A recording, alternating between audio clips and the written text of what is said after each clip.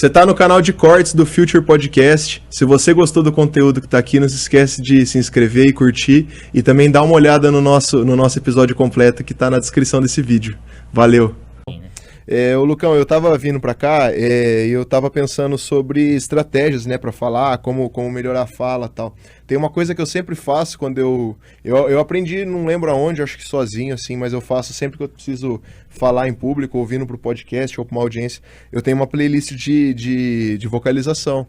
E aí eu vou cantando, eu tenho todas as músicas lá que por alguma razão eu gosto e que eu acho que batem com o meu timbre, e eu canto e melhora muito, assim, pra mim é uma ótima preparação para falar, né? Eu queria saber de você, se você tem algum exercício que você faça, se tem alguma coisa que você indica para as pessoas, para quem tá assistindo a gente, porque eu acho que tem uma questão que, eu não sei se nem pegou quando a gente tava falando aqui antes da queda de energia, sobre você dominar o palco e sobre isso ser uma coisa que não é talvez para todo mundo, mas também se você não souber, se você não fizer, você não vai saber se é pra você ou não. Então eu queria saber primeiro se você tem alguma estratégia pra indicar e essa questão de o que você acha, se o palco de fato é pra todo mundo, se não é, ou como que você trabalha isso com seus mentorados. Tá. Eu gosto de trabalhar com a ideia de que o palco deveria ser pra todos. Todo mundo deveria se sentir confortável no palco. Mas pra se sentir confortável no palco, a gente tem que entender que diversos fatores influenciam. Sistema, representatividade, né? Então, eu me vejo frequentemente no palco, a gente fica falando esse papo de protagonismo e de que é pra todo mundo, mas tem um monte de gente que não é representada no palco. Então, assim, vocês e as pessoas que estão assistindo, quantas pessoas pretas eu acompanho na internet, né? Eu dou palco, porque a internet hoje é um palco, né? Os stories é um palco. Legal, então, quantas pessoas eu dou palco? Quantas pessoas eu sigo? Quantos influenciadores nessa gama de diversidade fazem parte das pessoas que eu acompanho? Quantas pessoas eu compro a palestra, né? Ou eu tô comprando palestra apenas de pessoas que estão dentro de um padrão ou que atendem às demandas de um sistema, né? Porque fica falando que o palco é pra todo mundo, é bonitinho, é poético, mas na prática não é assim que as coisas funcionam. É vendável, né? É vendável. A ideia é vendável. Vocês que estão ali no ramo do direito sabem que, por exemplo, num tribunal, de frente para um juiz ali, as pessoas são percebidas de maneira diferente. Então, falar que um cara preto e um cara branco tem a mesma percepção daquela situação é mentira. Por quê? Porque a gente não se vê. E quando uma pessoa preta começa a ganhar palco, quando uma pessoa indígena começa a ganhar palco, quando um LGBTQIAP+, começa a ganhar palco, o que acontece? Começa a sofrer ataque. Começa a falar que só tá ali porque tá atendendo a cota. É ridículo isso. Então, eu acho que o palco deveria ser para todos. Uma das estratégias do Hub desse ano é criar algum campo para que todos comecem a se sentir mais confortável no palco. Legal. Entender esse palco, trazer protagonismos para o palco, né? E aí sim a gente começa a trabalhar com a questão de para todos. Por exemplo, a gente fala, o palco é para todos. Gente, vocês já assistiram palestra de cadeirantes? Não, nunca vi. Eu também não, né? A gente já assistiu indígena dando palestras? Palestra aberta, não. Então o palco tá onde para todos? No direito até hoje tem uma discussão que às vezes você pega evento que só tem homem. Não, é isso. Verdade. E aí, quer ver, eu tenho muitas alunas e mentoradas que falam pra mim, eu levei uma invertida esses dias assim, batata.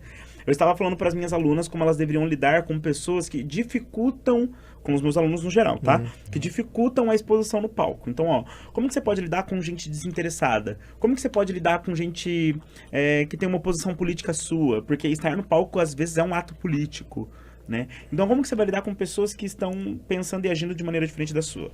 E aí eu passei toda uma orientação, foi uma aula show, os caras abrindo a boca, assim, e aí uma menina parou e me interrompeu e falou assim, Lucas, e nós, mulheres? Eu falei, Pera aí. deu aquela engasgada, tipo... Dela porque pra gente mesmo fazendo tudo isso, a gente continua sem credibilidade. E aquilo ali me matou, assim. Ou então passa por brava. Não, mulher quando se coloca é louca, né? É louca. E aí eu comecei a ter um alinhamento com os meus alunos, mentorados, que é o que nós homens fazemos para possibilitar que a mulher se sinta mais à vontade no palco. Então, Legal. A gente corrige o cara que tá falando enquanto a mulher tá falando, a gente fica falando pro cara que tá interrompendo toda hora, falando, irmão, fica quieto, deixa ela falar.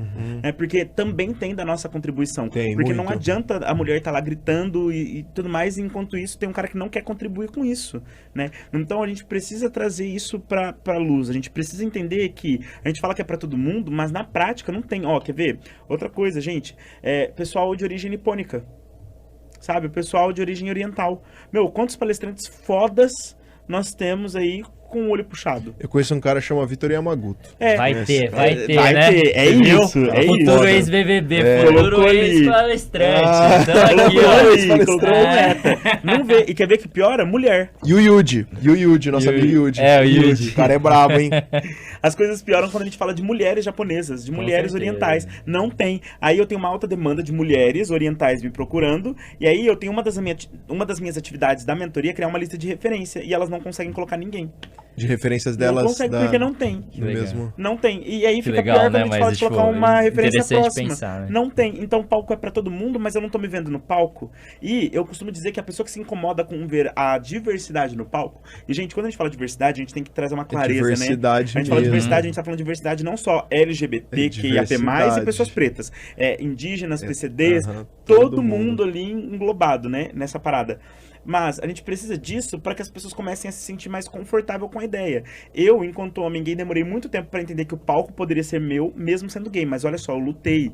E aí hoje, um dos meus maiores desafios é começar a incentivar jovens LGBTQIAP+, pessoas pretas, pessoas de periferia, quererem o palco. E novamente, quando a gente fala palco, é contribuir com o meu conhecimento, com a minha fala, seja numa plataforma, né? Seja no YouTube, seja num Stories, seja numa palestra, ou enquanto professor. Porque, gente, é difícil demais a gente ver. Para pensar nas pessoas que a gente paga pra ouvir falando assim, ó. Leandro Carnal, do caralho, cara. Né? Tem um outro que é daqui de Londrina. O Cortella. Cortella, foda pra caralho. Caramba. Mas será que a gente tá se identificando com isso?